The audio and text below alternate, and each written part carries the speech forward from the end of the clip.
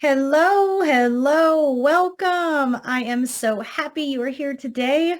Whether you are listening at home, at work, or on the go, I'm always so very thankful that you are spending a few minutes of your time with me. And here we are. Happy August. I cannot believe our summer is pretty much done. We have a lot of sports activities, at least in my family, we do coming up. All the back to school things happening. I'm sure you also may have back to college, or maybe you've had the summer off, or this is your first job. And so now we have a back to work mentality. So lots of change, lots of transition, lots of things happening that we now have to settle into a new normal, a new routines, and just get used to doing things a little differently than maybe how the last few months have gone. So that can bring a lot of stress. It can bring a lot of worry, a lot of anxiety, a lot of pressure. And so last month we talked about how not to worry and how to be glad, a little four-step method of how to really reflect on what's good in your life and what you can be thankful for. And this month, we'll continue that because of the worry and stress and anxiety that these new transitions can bring. But just to talk through what resources we have and how God wants to be one of those resources. And then I came across a post on Facebook that I wanted to read to you because it really put things in perspective to me on how we control what we can control. So control the controllables is what I'm calling it.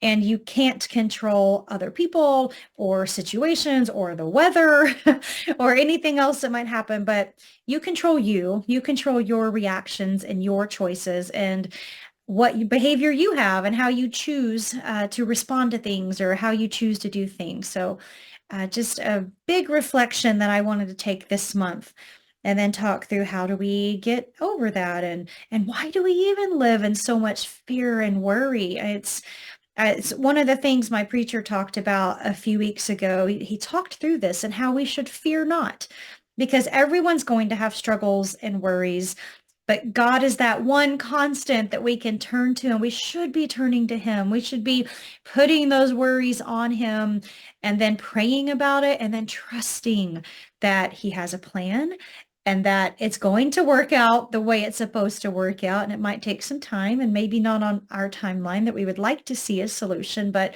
there's definitely a path and a plan that we should be trusting in and have faith in. So one thing that he brought up, which is some of the biggest American worries that people struggle with, and I'll read them here. Losing freedom and national security is at the top of the list. Job security, rent or mortgage payment, credit card debt, failure, just generally failing at something, having a health breakdown, loneliness, a lack of savings or a lack of the unknown of a financial future, growing old or dying, and being overweight. So those are typical American worries that probably all of us can relate to one of those or a couple of those, or we know someone who is struggling with one of those. And then he went on to talk about some statistics that I thought were pretty eye-opening. So each week we spend 14.3 hours worrying. Every week, 14 hours spent worrying. Oh, like, what are we accomplishing in that time? If we were to focus 14 hours on our family or exercising or eating more healthy or just doing some other activity, that would be way more beneficial than what worry can bring on us. So that equals 744 hours of worry every year, which turns into 45,243 hours of worry over a lifetime. That equals 1,885 days of a lifetime spent doing nothing but worrying, which means that on average, we spend 5.2 years captured by worry. We spend 5 years of our life literally doing nothing but worrying. That is absolutely insane. And so if you're doing self-reflection, if you're wondering, how often do I worry? And is that, are those stats applicable to me? you can kind of do a little self-test of how do you know worry is overcoming you? If the things you are concerned about are the first things you think about in the mornings and the last thing you think about at night, or when you find yourself thinking about this during every spare moment that you have, or when you find yourself bringing it up randomly in conversation, somehow the conversation always turns back to a concern or a worry or something that's on your mind. So keep those things just in the back of your mind and do a self-reflection check, even if it's once a week. I think back to, did I really think about things differently this week? Where did I spend my time worrying about something or being concerned over something? And you've heard me talk about the worry journals before. When you have those thoughts or when the worries come into your mind, just keep a little notebook or even on your phone. You can have a little notepad pulled up and you just capture the thought. So get it out of your mind so it can't just sit there and continue to grow and continue to bother you, where it will come back and eat at you, because nobody needs to be spending 5 years of a lifetime with nothing but worry. So I really encourage you to have a worry journal. But I also wanted to share this verse with you in 1 Peter 5, verses 6 and 7. It says, "Humble yourselves, therefore, under God's mighty hand, that he may lift you up in due time. Cast all of your anxiety on him because he cares for you." So, I mean, the Bible is telling us use God. Like he is your resource. So put it out there, put it on him, have a conversation with him, pray about it. Keep the worry journal so it gets out of your mind, and then just trust the process. Trust that there's a plan, there's a way, there's a solution. It's coming, but you have to have faith that it's coming. And then I saw this other cute little saying, and you've probably heard it before, but it's basically talking about how don't compare yourself to other people. And a lot of us get caught up in that, just seeing what someone else has done or what they have or where they go on vacation or a certain car that they drive, whatever it might be, and thinking, gosh, I wish I had that, or I wish I could do that. That can cause worry as well. So just knowing that everyone's time is different, and that's what this talks to. So it says, popcorn is prepared in the same pot, in the same heat, in the same oil, and yet the kernels do not all pop at the same time. So don't compare yourself to others, because your turn to pop will come. And that's also true about worrying and turning over to God. Like, the solution is there. Your solution will come. And it may be, again, a longer path or a different path or completely different outcome than what you hoped for or what you may have even prayed about. But just know that it's God's plan and he does know best for us.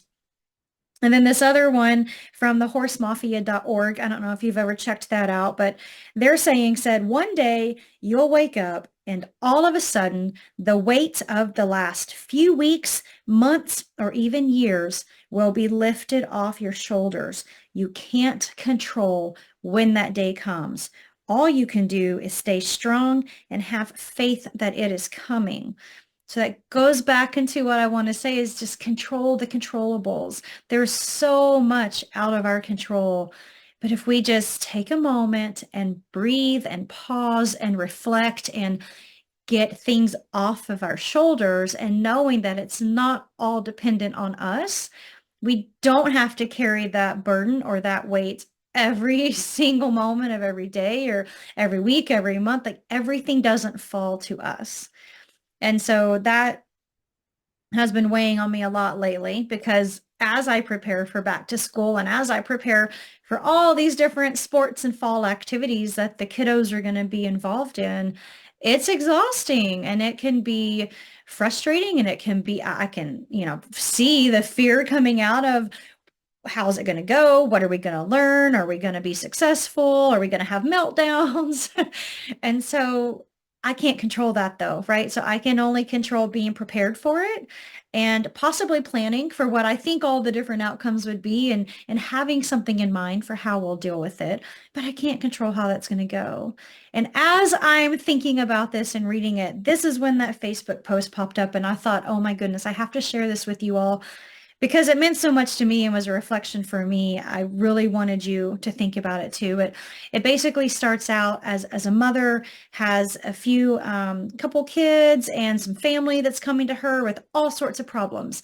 And the way she chooses to respond is completely different than what they've seen in the past. Whereas she's not running around trying to solve all the problems for them. She's helping them think through it. So as someone, one of the examples was a child came to her and said, Mom, I've had a wreck in my car.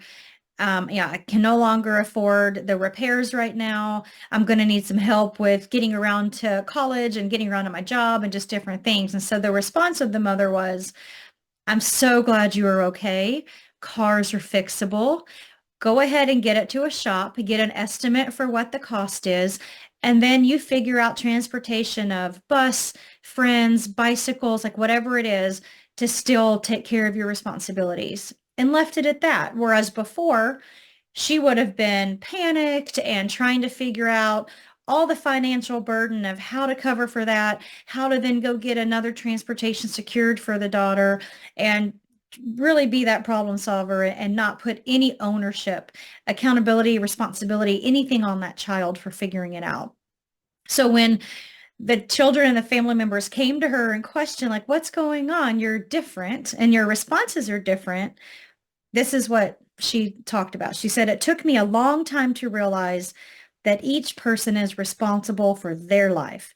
It took me years to discover that my anguish, anxiety, depression, courage, insomnia, and stress do not solve your problems, but aggravate mine. I am not responsible for the actions of anyone else, and it's not my job to provide their happiness, but I am responsible for the reactions that I express to things. Therefore, I came to the conclusion that my duty to myself is to remain calm, something that we probably all could use a little help with, and let each one of you solve the problems that correspond to you. I've taken courses with yoga, meditation, mental awareness, and different programs, and in all of them, I found a common denominator. I can only control myself, and you have all the necessary resources to solve your own problems despite how hard they might be. My job is to pray for you, love on you, and encourage you, but it's up to you to solve the problem and to find your happiness. I only give you my advice if you ask me, and it depends on you whether you follow it or not. There are consequences, good and bad, to your decisions, and you are the one that has to live with them. So from now on, I will not be the receptacle of your responsibilities. I will not be the sack of your guilt. I will not be the laundress of your remorse. I will not be the advocate of your faults. I will not be the wall of your lamentations. I will not be the depository of your duties. Who should solve your problems or even spare tire every time to or be your spare tire every time to fulfill your responsibilities? So from now on, I declare all that you all are independent and self-sufficient adults. That left everyone speechless. And then it went on to say how from that moment on, the family began to function in a much more productive way, a better way, because everyone knew exactly the expectations and what they then had responsibility to go do. And this post, she wraps it up, and this is what really got me. For some of us, this mentality is very hard because we've grown up being caregivers and feeling responsible for others around us. As moms and wives, we are the fixers of all things. We never want our loved ones to go through difficult things or to struggle. We want everyone to be happy.